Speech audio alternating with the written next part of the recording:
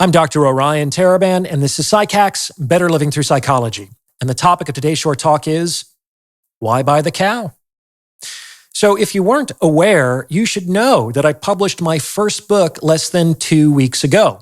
It's called The Value of Others, and it's the product of nearly 10 years of deep critical thinking and research on the topic of mating and dating. Basically, I attempt to provide a single model to explain the behavior of both men and women in the sexual marketplace, which is no easy task. This book does not simply compile my old episode scripts, it's overwhelmingly new content. And I don't expect to discuss much of this content on the channel moving forward. However, to give my audience a taste of what's in the book, I'm going to put out a few episodes that touch on ideas you'll find within its pages. This is one of them. So if you like what you hear, please consider buying the ebook, audiobook, or the paperback version. Links in the description below. And be sure to listen to the end of this episode for the big reveal. All right, why buy the cow is the first half of a somewhat snarky observation about dating that I'm sure you all know, namely, why buy the cow if you can get the milk for free? This comment alludes to men's observed hesitancy to provide additional commitment or resources to a woman who is already providing him with sex. Since, in general, no one will pay more for the same good when it can be acquired for less, men's hesitancy is less about emotional immaturity and more about economic rationality.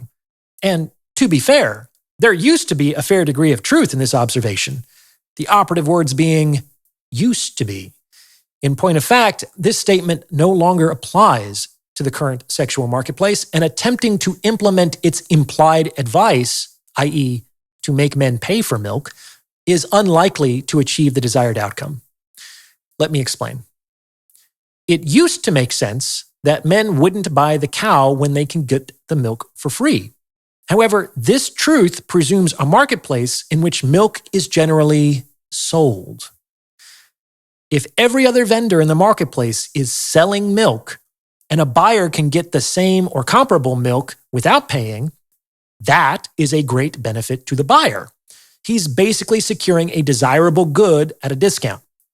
And since no one will pay more for the same good when it can be acquired for less, it is very unlikely that the buyer in question will voluntarily pony up more resources to secure a good that he has already succeeded in securing more cheaply. This is why, when this occurred in the past, such buyers needed to be coerced or manipulated into buying the cow. If it were rationally in their best interest to do so, they certainly wouldn't have needed to be shamed into action. But here's the thing. We no longer operate in a marketplace in which milk is generally sold. Just look around you. For better or worse, we operate in a marketplace in which milk is freely distributed. In today's day and age, sex precedes commitment. And in a marketplace full of free samples, you can't reasonably expect to charge for a taste. Under such incentives, the question is not why buy the cow when you can get the milk for free? It is why buy the cow if you have to pay for the milk?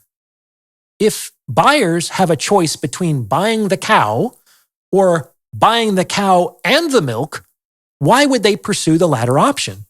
It's too expensive, as there are now 2 incurred costs instead of 1. Like, what is so special about your milk that you can possibly expect people to pay for it when vendors all around you are handing out free samples? You can argue about whether this is how things should be until you're blue in the face, but it's not going to change anything. This is the reality of the contemporary sexual marketplace, and it's probably not going to change anytime soon. What this means is that in the vast majority of cases, when women attempt to make men pay for milk, all they do is succeed in pricing themselves out of the sexual marketplace. This is because they are functionally demanding a higher price point for a comparable good that can be acquired more cheaply elsewhere.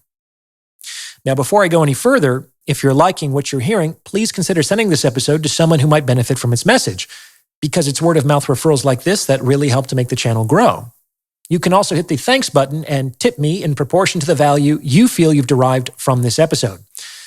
I'm also writing original content for my free newsletter every week. You can sign up on my website if you're so inclined. Finally, please fill out an inquiry form on my website if you're interested in booking a paid consultation. The links to everything I just discussed are in the description below. Please check them out, as this is your way to support this channel and its mission. I really appreciate it. Thank you. In the modern day, women need to understand that insisting on commitment prior to sex is equivalent to selling a car without wheels. What does that mean? The fact that a car has wheels does not motivate anyone to buy a car. This is because we expect cars to come with wheels. You do not secure a sale by providing wheels with your car. However, a car without wheels significantly demotivates anyone from buying.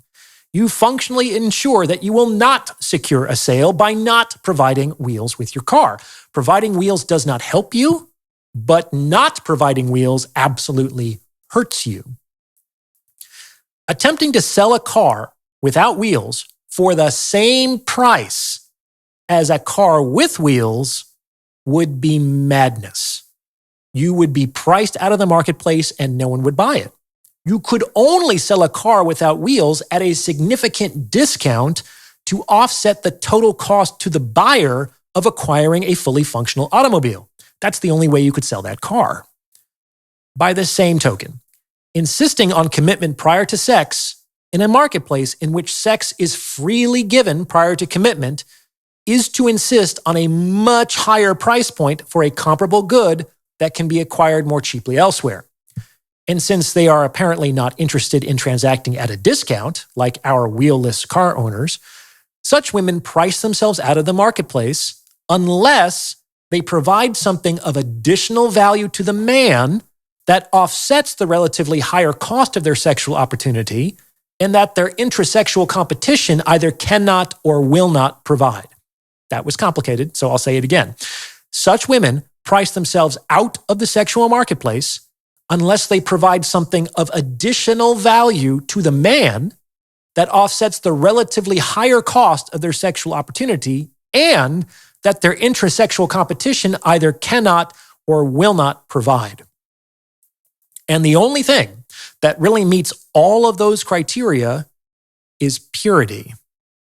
In today's sexual marketplace, women can realistically only put their sexual opportunities behind the paywall of commitment if they are virgins or have an extremely low body count.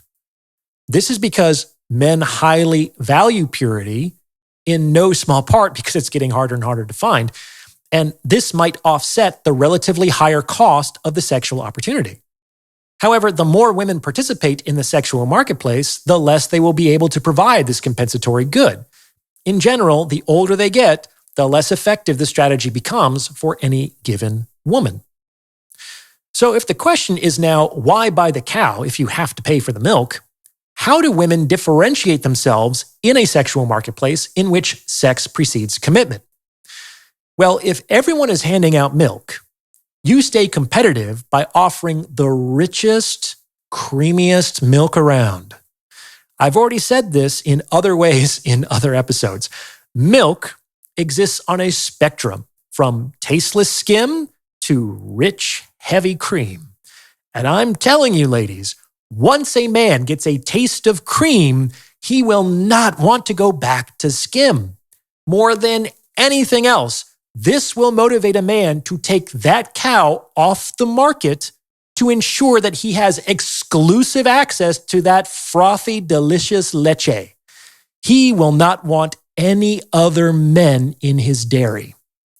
However, if all a cow produces is tasteless skim, there is absolutely no need for a man to take that cow off the market because he knows that no other guy is going to do it.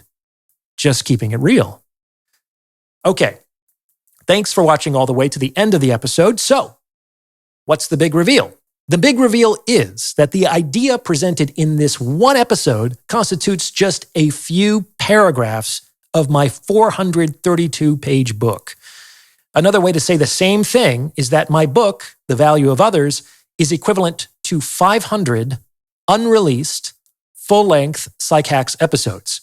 It is packed full of unflinching truths about the sexual marketplace and the game of mating and dating. So if you like what you heard here today, I would highly encourage you to get your hands on a copy. Again, the links are in the description. What do you think? Does this fit with your own experience? Let me know in the comments below. And as always, I appreciate your support and thank you for listening.